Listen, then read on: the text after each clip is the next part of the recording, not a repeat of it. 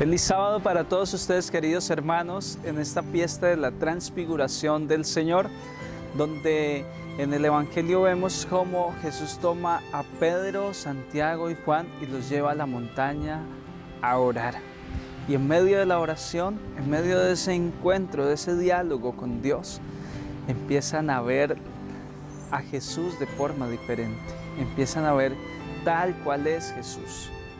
Sus vestidos resplandecientes, ven la gloria de Dios, y junto a Jesús ven a los antiguos profetas, a los grandes del pueblo de Israel, ven a Moisés, a Elías, y se sorprenden y se sienten también que se quieren quedar allí.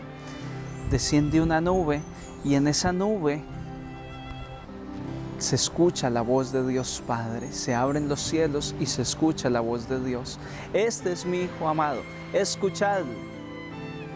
Queridos hermanos, en este día el Señor a través de este Evangelio nos está invitando a ir a la montaña a orar. La montaña representa el lugar donde se ora. Jesús se apartaba a la montaña. La palabra montaña significa en términos bíblicos el lugar del encuentro con Dios, donde se escucha más fácil la voz de Dios.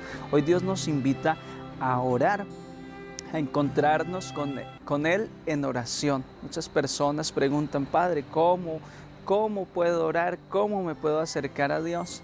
Es así, buscando un espacio de tu vida de silencio, un espacio apartado. No se necesita subir a una gran montaña. Llegarás cansado tal vez para hacer la oración allá, o no tendrás tiempo. Significa buscar ese espaciecito en tu casa, buscar ese espacio en tu vida donde puedes calmarte y escuchar la voz de Dios. Cuando estamos en oración se escucha la voz de Dios y Dios nos dice lo que es correcto, Dios nos dice lo que hay que hacer. Pero nos quejamos mucho porque Dios no nos guía, porque Dios no nos orienta.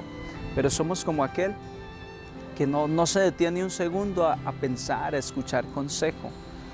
En la oración podemos escuchar a Dios para después ir a actuar bien, para después ir a hacer las obras con pasividad, con amor, con confianza. Dice la palabra que ellos se querían quedar allá en la montaña. Jesús les dice: no, tenemos que volver, hay que volver a la realidad, hay que bajar de la transfiguración a la vida cotidiana. Y es que eso es lo que hace la vida de oración en el cristiano.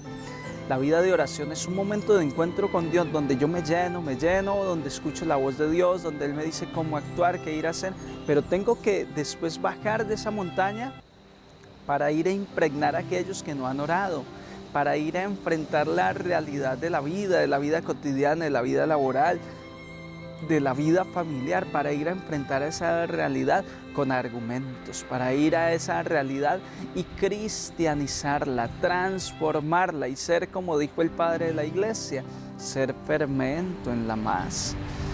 No somos de este mundo, tenemos que vivir en el mundo, pero no somos de este mundo, somos del cielo. Entonces, cuando vamos a la realidad humana y la impregnamos de la presencia de Dios, de eso que recibí en la oración, le estoy declarando al mundo que yo no soy de esta tierra, que yo traigo algo divino, algo que encuentro en la oración y lo comparto y los animo para que también ellos quieran buscar de esa presencia de Dios y aspiren a la vida eterna. La vida de oración nos va a enseñar cómo tratar a los compañeros, cómo tratar a la persona que me está tratando mal. La vida de oración nos enseña todas esas partes, nos enseña cómo vivir, cómo actuar en la vida. Queridos hermanos, vamos hoy a subir a la montaña de la transfiguración y allí encontrarnos con Dios. Vamos hoy a subir a ese encuentro con Dios para que Él nos hable al oído, para que Él te dé el consejo oportuno de cómo actuar en este momento de tu vida.